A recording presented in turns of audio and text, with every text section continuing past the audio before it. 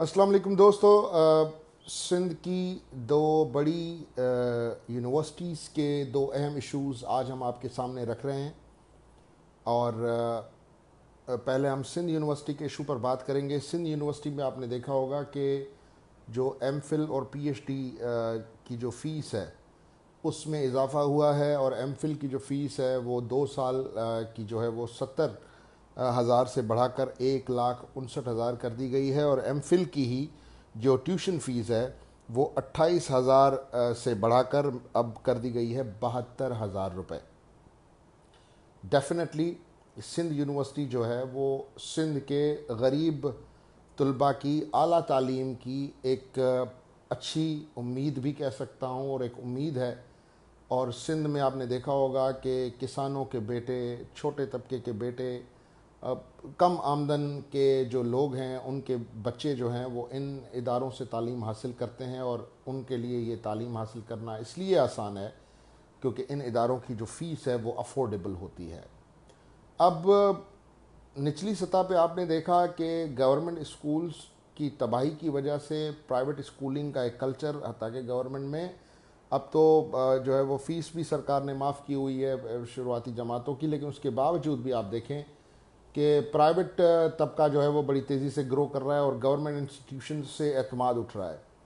अब जब university level पर आते हैं तो ये गरीबों के बच्चे हैं, और ख़ास तौर पर मैं थोड़ा सा आपको ये पढ़ के सुना दूं कि जो फ़ीस है वो किस तरह बढ़ाई गई है। अब जैसे एमफिल का मैंने आपको बता दिया कि एमफिल की फ़ीस 70,000 रुपये से बढ़ाकर 1,59,000 रुपये कर दी गई है। उसके अलावा जो ट्यूशन फ़ीस थी 28,000 से बढ़ाकर 72,000 कर दी गई है। और उसके बाद जो थीसिस एवेल्यूएशन की जो फ़ीस है वो भी जो है वो 12,000 रुपये से बढ़ाकर 30,000 रुपये कर दी गई है। उसके साथ साथ जी अगर आप देखें कि जो रिसर्च स्कॉलर्स हैं वो बसेस वगैरह के हवाले से भी उनको जो है वो ट्रांसपोर्ट की फ़ीस की मद में 7,000 रुपये का एक वाउचर भी उनको थमा दिया गया है। और इस तरह पीएचडी की जो फ़ीस है वो 1,48,000 होती थी पहले, लेकिन अब वो 2,49,000 रुपये हो गई है। उसके साथ साथ जो ख़ास तौर पर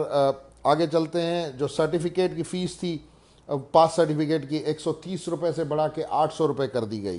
ट्रांसक्रिप्ट सर्टिफिकेट की फ़ीस 600 से बढ़ा के 1,500 रुपये कर दी गई। उसके बाद ये तमाम फ़ीसें एमफिल और पीएचडी की मैंने बता दी, अब ये डॉक्यूमेंटेशन की फ़ीस है। उसके बाद जी जो ख़ास तौर पे मीडियम ऑफ इंस्ट्रक्शन सर्टिफिकेट है उसकी फ़ीस 690 से बढ़ा के 1,250 रुपये कर दी गई। उसके बाद बैचलर्स डिग्री सर्टिफिकेट 3,000 से बढ़ा के 5,600 रुपये कर दी गई। उसके बाद जी ख़ास तौर पर अगर देखें कि अगर आपका नाम गलत आ जाए, कहीं स्पेलिंग गलत आ जाए, तो सिर्फ उसको दुरुस्त करवाने के 3,750 रुपये ये गवर्नमेंट यूनिवर्सिटीज़ आपसे वसूल करेंगी, सिंध यूनिवर्सिटी आपसे वसूल करेगी। उसके अलावा ख़ास तौर पर जो सिंध यूनिवर्सिटी की जो फ़ीस है उस सिंध यूनिवर्सिटी के अपने आइन के मुताबिक यूनिवर्सिटी 20 से 35% फ़ीस बढ़ा सकती है एक वक्त में। अपने ही कॉन्स्टिट्यूशन के ख़िलाफ़ जाकर इन्होंने फ़ीस 2 गुना बढ़ाई है। जैसे मैं कहूँ कि अगर 70,000 है तो उसको आप डबल कर दें तो वो 1,40,000 बनती है, लेकिन उससे भी ज़्यादा हो गई। अगर आप देखें 1,49,000 फ़ीस है उसकी पीएचडी की और वो 2 लाख हो गई, तो उसमें 1 लाख रुपए का इजाफा आपको बिल्कुल नज़र आएगा, जो कि डेफिनेटली 30-35% से ज़्यादा ही इजाफा है। अब तलबा भी एहतजाज कर रहे हैं। सिंध में वैसे ही सीएम तो सोया हुआ है ना, सरकार सोई हुई है, काबीना सोई हुई है। वो 24 घंटे पैसे गिनने में और मनी मेकिंग मशीन लगे हुए हैं उनके सारे अफसरान। किस किस को बैठ के इधर मैं किस किस का नाम लूँ कि लालची लोगों के बीच में फंस के रह गई है सिंध की आवाम। फिर जब वाइस चांसलर साहब का जो मौका हमने देखा, क्योंकि मैंने यूनिवर्सिटी से रिक्वेस्ट की थी उनके तर्जुमान से कि आपका वो मौक़िफ़ जो आप चाहते हैं कि मैं आवाम के सामने पेश करूँ आप मुझे भेजें। उन्होंने नहीं भेजा। मैंने उनको टाइम भी दिया था कि जी मैं कल 9 बजे तक आऊँगा लाइव, लेकिन उसके बावजूद भी उन्होंने अभी तक नहीं भेजा। तो मुझे किसी ने वो आधे घंटे की एक वीडियो भेजी, जो वीडियो थी वाइस चांसलर साहब की, और वो तलबा से जो बात कर रहे थे आप यकीन करें कि मुझे अफसोस हो रहा था बहुत। अब इसमें यूनिवर्सिटी का कसूर यह है कि यूनिवर्सिटी ने अपने आइन की खिलाफ वर्जी की है और फीस बहुत बड़ा इजाफा कर दिया है फीस में। अब अगर मैं सारा मलबा यूनिवर्सिटी पे डाल दूंगा तो ये भी नाजायज़ी होगी। वाइस चांसलर की सारी बातें मैंने सुनी, मैंने रिसर्च की। फेडरल गवर्नमेंट जो हैक के ज़रिए जो पैसे देती है यूनिवर्सिटीज़ को हर साल, तकरीबन 37 अरब रुपए यूनिवर्सिटीज़ को दिए जाते हैं। सिंध की यूनिवर्सिटीज़ को उसमें से मिलते हैं 7 अरब 83 करोड़ रुपए। सिंध हुकूमत को एनएफसी अवार्ड के शेयर के हिसाब से सिंध की यूनिवर्सिटीज़ को मिलने चाहिए 16 अरब रुपए। वीसीज ने कुछ महीने पहले जो है वो इस पे लेटर्स भी लिखे थे हैक को कि जी देखें, कम से कम आप हमें 15 अरब रुपए हमारा बजट कर दें, क्योंकि 7 अरब जो है वो शायद सिंध हुकूमत दे, 7 अरब जो है वो फेडरल से आते हैं, फिर मेरे ख्याल से कोई 4-5 अरब सिंध हुकूमत देती है। तो इस तरह कर कर आके कुछ सिंध की यूनिवर्सिटीज़, तमाम जो पब्लिक सेक्टर यूनिवर्सिटीज़ हैं, उनमें कोई 5 से 6 अरब रुपए का जो है वो एक शॉर्टफॉल बन जाता है। अब वो 5 से 6 अरब रुपए कहाँ से आए? होना तो ये चाहिए था कि सिंध हुकूमत अपने जो दूसरे जो टेंडर्स हैं, गैर ज़रूरी टेंडर्स हैं जिनमें ये लोग कमीशनें बनाते हैं, होता कुछ नहीं है। जैसे आर्टिजन सिटी की ज़मीन ले ली इन्होंने 23 करोड़ में 10 एकड़, तो वो ओवर रेट करके उन्होंने ली। ऐसे बहुत से इशूज़ हैं। आपकी ट्रेजरी में डेली हर ट्रेजरी से लाखों रुपए निकल रहे हैं, हर महीने करोड़ों रुपए निकल रहे हैं। तो ये जितना भी पैसा लीक हो रहा है, ये अगर 2 महीने 3 महीने के लिए अगर ये सारे लोग अपने करप्शन के हाथ रोक के और ये सारा फंड यूनिवर्सिटीज़ को दे दें, तो इसमें इनका क्या जाएगा? कुछ भी नहीं जाएगा। वाइस चांसलर साहब ने कहा कि जी ट्रांसपोर्ट है, आपके टीचर बाय एयर आते हैं, आपका थीसिस बाहर जाता है। बिल्कुल ये सारे प्रोसीजर्स हैं वाइस चांसलर साहब, लेकिन बच्चे क्या करें? या तो आप बच्चों को इकट्ठा करें और जाके सीएम हाउस का घेराव कर दें, अच्छी बात है, लेकिन आपकी कुर्सियां चली जाएंगी, वो आप करेंगे नहीं। टीचर्स जो हैं वो चाहेंगे कि जी हमें तनख्वाहें मिले, उनका भी इंसानी हक है कि जी उनको तनख्वाहें उनकी बढ़ाई जाएं जिस तरह गवर्नमेंट के दूसरे मुलाजमीन की बढ़ती हैं। लेकिन मसला ये है कि इन दी एंड जो एंड यूज़र है, जो हमारा तालिब इल्म है, जो किसान का बच्चा है, जो किसी मोची का बच्चा है, जो किसी ठेले वाले का बच्चा है, जो किसी ड्राइवर का बेटा है, जो किसी और जो है वो काम से मुंसलिक किसी मजदूर का बेटा है, आपको अंदाज़ा है कि 70,000 जब 1,59,000 बनेगा तो उसके ऊपर क्या गुजरेगी? उसको तो छोड़ो यार, जो 300 रुपए की फीस 800 होगी तो उस पर क्या गुजरेगी? जो हर महीने 2,000-3,000 के डेफिसिट पे घर चलाता है, कर्जों पे चलाता है, कभी इधर मैनेज कर रहा है, कभी उधर मैनेज कर रहा है, खुदा के वास्ते लोगों से उनकी तालीम मत छीने। आपने सिंध के स्कूलों का बेड़ा गर्क कर दिया है, आपने सिंध की तालीम का बेड़ा गर्क कर दिया है। ये तो अफोर्डेबल लोग हैं जो प्राइवेट सेक्टर में पढ़ रहे हैं, प्राइवेट सेक्टर में भी तबकात हैं। अरबपति का स्कूल है तो कराची में जो है वो केजीएस और इस किस्म के स्कूल हैं, करोड़पतियों के और स्कूल हैं, लखपतियों के और स्कूल हैं, फिर गरीबों के और स्कूल हैं। तो एक तो आपने वैसे ही तालीम में तबकाती एक डिवाइड कर दी है, लेकिन खुदा के वास्ते अपनी करप्शन बंद करें, अपने पैसे खाना बंद करें।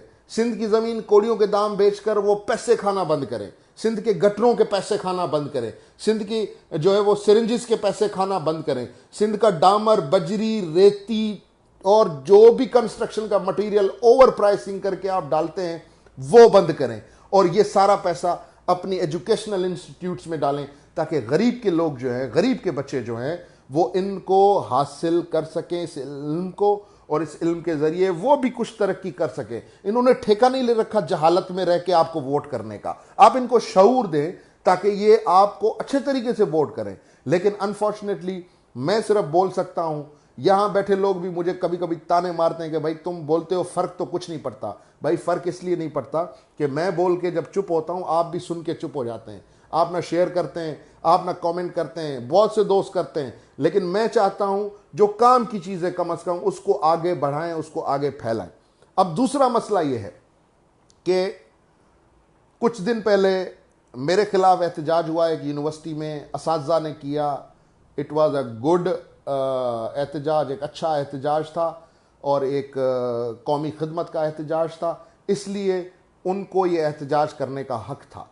लेकिन शाह अब्दुल लतीफ़ यूनिवर्सिटी के तुलबा जब अपने हुकूक के लिए, ट्रांसपोर्ट के मसलों के लिए, डिग्रीज़ के मसलों के लिए, हैक स्कॉलरशिप्स के जो है वो चेक्स लेने के लिए एहतजाज करते हैं तो उनको दहशतगर्द बना दिया जाता है। अब मैं आपको एक मजे की बात बताऊं जो इनसाइड स्टोरी है, और मैं कहता हूं कि इंतजामिया बिल्कुल इस पर अपना मौक़िफ़ दे सकती है अगर देना चाहे तो। इन्होंने 9 जून को इन तुलबा के साथ एक एग्रीमेंट किया और इनको कहा कि जी 20 तारीख तक या 21 तारीख तक हम 105 तुलबा को चेक्स दे देंगे। लेकिन फिर उन्होंने जो है वो तकरीबन 2 जून को ये, माफ़ कीजिएगा 20 जून को इन्होंने कहा कि जी हम इनको चेक दे देंगे, ठीक है। फिर इंतज़ामिया ने अचानक 2 जून 2021 को तुलबा की तरफ से जो एहतजाज की कॉल दी गई थी उस पर एक झूठी FIR कटवा दी। फिर जब तुलबा ने देखा कि 20 जून गुजर गई, चेक नहीं आए, तो 21 जून को उन्होंने एहतजाज की कॉल दी। जब एहतजाज की कॉल दी गई तो ऑलरेडी ज़िले की 12 पुलिस मोबाइलें वहां मौजूद थीं, ऑलरेडी लोगों के खिलाफ FIRs कटी हुई थी। उन्होंने वहां से तुलबा को उठाया और मैं सलाम पेश करता हूं सिंध के बाशऊर वकला को, सिंध के पढ़े लिखे लोगों को, सिंध के सोशल मीडिया यूजर्स को, सिंध की अपोजिशन पार्टी को, सिंध एक्शन कमेटी को। एक लफ्ज नहीं बोला इन्होंने इन तुलबा के लिए, किसी ने कोई एहतजाज नहीं किया, किसी ने कोई उनके लिए आवाज नहीं उठाई कि ये बच्चे 3 महीने से 4 महीने से इन्होंने कौन सी दहशतगर्दी की है। यहां तुम्हारा 74 किलो चर्स पकड़ा जाए तो वो दहशतगर्दी नहीं है, वहां MNA के भाई को भी निकाल के ले जाते हैं हमारे वजीर आला। लेकिन ये तुलबा, ये पीपल्स पार्टी की सो कॉल्ड डेमोक्रेसी इसको मैं कहूंगा कि जी जमहूरियत है, हमने जमहूरियत दी है। आप लोगों ने क्या खाक जमहूरियत दी है? एक यूनिवर्सिटी के तुलबा इतने दिनों से जेल में हैं, जब उनके ऊपर एक केस खत्म हुआ तो जेल ब्रेक का केस डाल दिया, जेल तोड़ने का। किराए की पुलिस ने, ये कमीशन पास SSPs ये तुलबा के ऊपर दहशतगर्दी के केस काट रहे हैं, FIR काट रहे हैं पैसे लेकर। यार आपकी कमीशन किस काम की कि इतने अरसा हो गया इन्वेस्टिगेशन नहीं हुई और कोर्ट से जमानतें नहीं हो रही है? क्या मैं ये समझूं कि अनफॉर्चुनेटली माजरत के साथ जजेस भी मिले हुए हैं, इनके साथ यारियां निभा रहे हैं? क्या मैं ये समझूं? यहां पे बड़े से बड़ा चोर, बड़े से बड़ा रैजन, यहां पे ये जितने भी इनके लंगड़े लूले बेंगे जितने भी दहशतगर्द हैं, 250 लोग मार दें वो रिहा हो जाते हैं। लेकिन सिंध का शागिर्द जो कि तालीम के लिए यूनिवर्सिटी गया है, सहूलियात के लिए जो है वो धरना दे रहा है, सहूलियात के लिए एहतजाज कर रहा है, तुम उसको अंदर बंद कर दोगे? यार ये आप क्या मैसेज दे रहे हैं इसको, इस जनरेशन को, कि आए आप हमारे पास दहशतगर्दी की डिग्री लेके जाए? IG सिंध साहब, आप अच्छे इंसान हैं, आपका एक अच्छा दिल है, एक अच्छा आपका रिकॉर्ड है। मैं जाती तौर पर तो आपको नहीं जानता हूं, लेकिन ये आप देख रहे हैं आपकी पुलिस किराए की पुलिस बनी हुई है।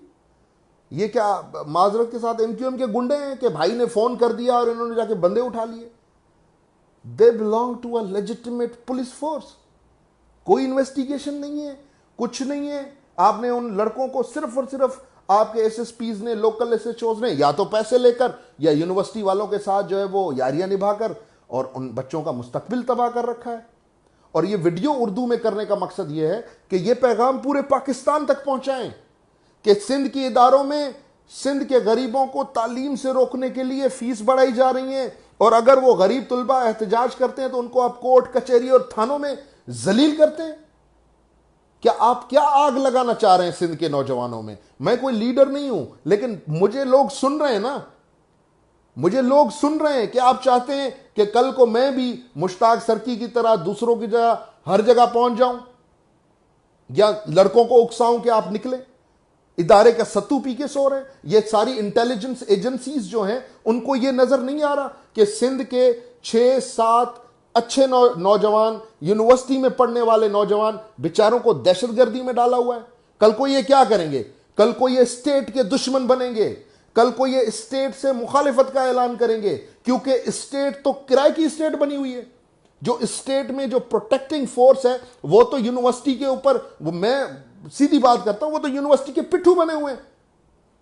फिर इदारे कहते हैं कि सिंध का नौजवान क्यों बगावत कर रहा है। ओ भाई, सिंध के नौजवान की मालकी तो करें आप जाके पूछे ना SSP से कि किस केस में, किस सबूत की बिहाफ पे इन्होंने इन बच्चों को अंदर किया हुआ है। अगर ये दहशतगर्दी है तो काटो FIR सारे जियालों पर, 2007 की मारधाड़ की, बसों की, आगों की करो।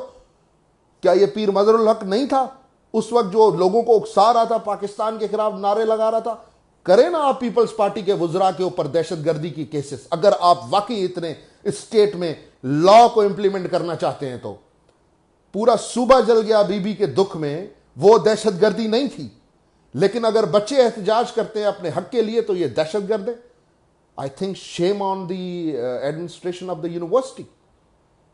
आपको शर्म आनी चाहिए। आपने डायलॉग किया है, आप अब उनके पैसे खा के बैठे हैं और वो बच्चे पैसे मांग रहे, तो तुम चोर लोग उनके पैसे खा के और वही पैसा पुलिस पे चला के तुम लोग उनको जो है वो दहशतगर्द बना रहे हो।